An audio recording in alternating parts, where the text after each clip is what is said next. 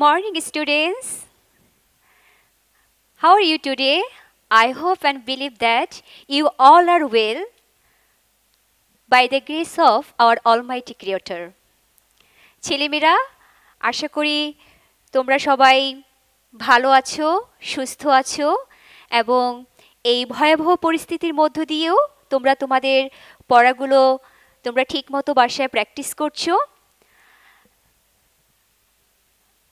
ছেলেমেয়েরা যেহেতু তোমাদেরকে আমি দুইটা শীট দিয়েছি, একটা রুটিন এবং আগস্ট মাস পর্যন্ত তোমরা কিভাবে এইচডব্লিউগুলো ঘরে বসে কমপ্লিট করবে সেটার একটা শীট দিয়েছি।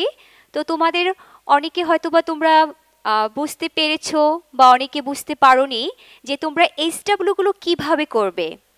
আর এখন আমি সেগুলোই তোমাদেরকে বলে দিতে চাই যে এইচডব্লিউগুলো তোমরা কিভাবে করবে, এইচডব্লিউগুলো কিভাবে করতে হবে। আমি এখন তোমাদের সেটাই বলবো, তোমরা কিভাবে এইচডব্লিউগুলো করবে। 1 নম্বর দেখো, সাবজেক্ট অনুযায়ী এইচডব্লিউ খাতায় এইচডব্লিউগুলো করবে। তোমাদের প্রত্যেকেরই সেই নির্দিষ্ট কিছু খাতা রয়েছে যেগুলোতে তোমরা এইচডব্লিউ করো।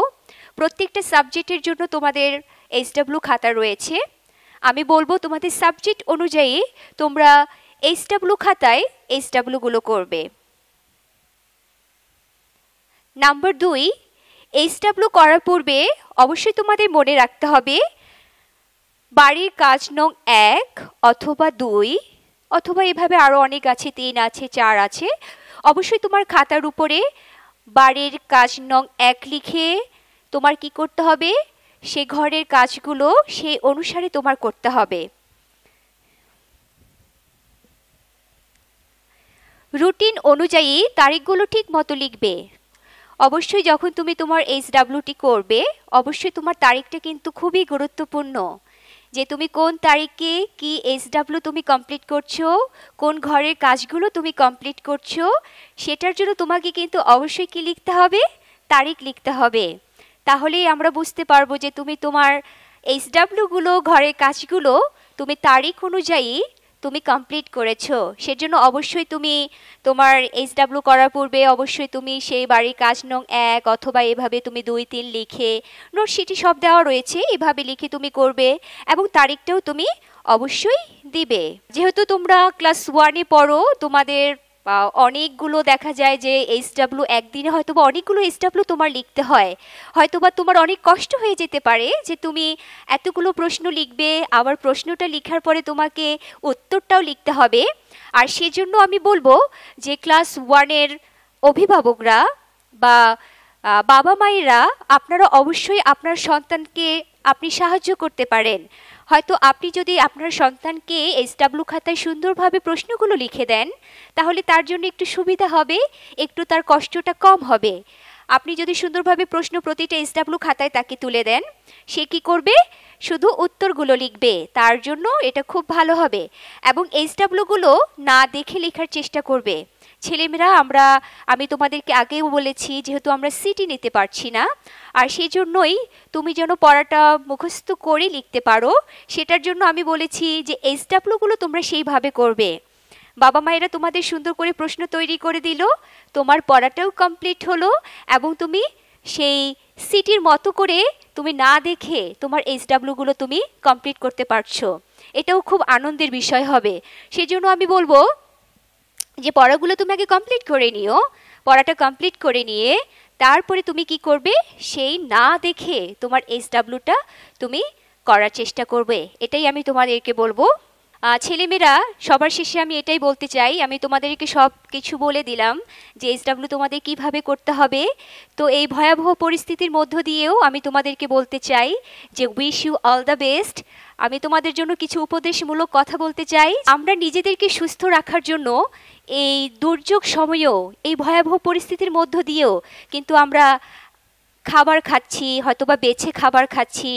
সুস্থ থাকার জন্য আমাদের যে খাবারগুলো দরকার সেটা আমরা খাচ্ছি। যে আমাদের এই ব্রেনটাকে শার্প রাখার জন্য অবশ্যই আমাদেরকে পড়ালেখা করতে হবে। যেহেতু তোমাদের এখন ক্লাস হচ্ছে না, তোমরা অনেক কিছু শিখতে পারছো না, কিন্তু আমি তোমাদেরকে বলবো যে তোমরা একটা বড় সময় পেয়েছো, যে তোমরা ঘরে বসে অনেক বেশি রিডিং পড়তে পারো, অনেক বেশি তুমি কি করতে পারবে, তোমার হাতে লেখা প্র্যাকটিস করতে পারবে। সুতরাং আমি তোমাদেরকে বলবো তোমরা ঘরে বসে থাকবে না, অযথা সময় তোমরা নষ্ট করবে না, কারণ সময়ের মূল্য কিন্তু অনেক। যত বেশি তুমি সময় পাচ্ছ, তুমি চিন্তা করবে যে সময়টাকে যেন তুমি খুব সুন্দরভাবে ব্যবহার করতে পারো।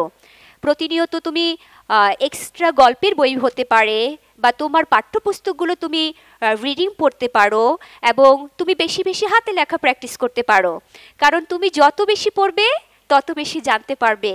আর যদি তুমি পড়ালেখা না করো, দেখা যাবে যে কি হবে, তোমার যে ব্রেন আছে, মস্তিষ্ক আছে, এটাতে মরিচা ধরে যাবে। মরিচা মানে কি জানো? জং ধরে যাবে। যখন তুমি একটা চাকু ফেলে রাখো, সেটা যদি ব্যবহার না করো, সেটা কি হয়, সেটাতে আস্তে আস্তে মরিচা পরে আর সেটা দিয়ে কিছু কাটা যায় না। তো আমি তোমাদেরকে বলবো যে তোমরাও তোমাদের এই ব্রেনটাকে শার্প রাখবে, আর শার্প রাখার জন্য তোমাকে বেশি বেশি বই পড়তে হবে, এবং তোমাকে বেশি বেশি লিখতে হবে। যত বেশি পড়বে তত বেশি তুমি জানতে পারবে, যত বেশি তুমি লিখবে তত তোমার হ্যান্ডরাইটিং সুন্দর হবে। এবং সর্বশেষে এটাই বলতে চাই ছেলেমেয়েরা, যে সর্বশেষে এটাই আমি বলতে চাই যে যেভাবে আমি তোমাদের ক্লাসে বলি যে তোমরা হয়তোবা বড় হয়ে, মানে যদি প্রশ্ন করি, তোমরা বলো যে মিস আমি একজন বড় ডাক্তার হব, আমি একজন বড় ইঞ্জিনিয়ার হব, আমি বড় হয়ে একজন টিচার হব, কিন্তু আমি তোমাদের এই শিক্ষাটাই দেই যে হয়তোবা তুমি একজন বড় ইঞ্জিনিয়ার হতে পারো, বড় ডক্টর হতে পারো, আরও বড় কিছু হতে পারো, কিন্তু সবার আগে হতে হবে একজন ভালো মানুষ, কারণ আমাদের এই পৃথিবীতে একজন ভালো মানুষের খুবই দরকার। সুতরাং আমি এটাই তোমাদের সর্বশেষে বলতে চাই, তোমরা যেন ভালো মানুষ হতে পারো, ভালো মানুষ হয়ে যেন তোমরা পৃথিবীতে আরও ভালো ভালো কাজ করতে পারো, আর সেটাই হবে তোমাদের পড়ালেখার করা একমাত্র লক্ষ্য, যেন তোমরা ভালো মানুষ হতে পারো। এবং আমি তোমাদেরকে বলবো নিজেকে সুস্থ রাখার জন্য, পরিবারকে সুস্থ রাখার জন্য অবশ্যই তোমাকে হাত ধুতে হবে, বাইরে গেলে মাস্ক পরতে হবে, এবং এখন যেহেতু আমরা কিছু হলে ডক্টরের কাছে যেতে পারি না, সেজন্য সাবধানে তোমার খাবার দাবার খেতে হবে। সুতরাং আমি এটাই কামনা করি তোমরা সবাই ভালো থাকবে, সুস্থ থাকবে, এবং সুস্থ থেকে তোমাদের পড়াগুলো তোমরা এগিয়ে নিয়ে যাবে। সবাই ভালো থাকো, সুস্থ থাকো। Wish you all the best.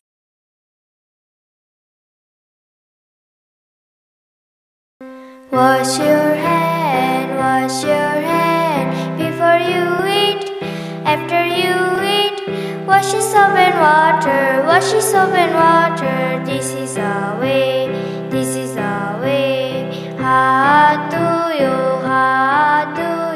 সাবান দিয়ে খাওয়ার আগে পরে। সেকেন্ড টার্মের নোটশিট সংগ্রহ করবার জন্য ক্যাম্পস মিশন স্কুল ইউটিউব চ্যানেলের ডিসক্রিপশন বক্সে আমাদের অফিসিয়াল মেইলিং অ্যাড্রেস দেওয়া থাকবে।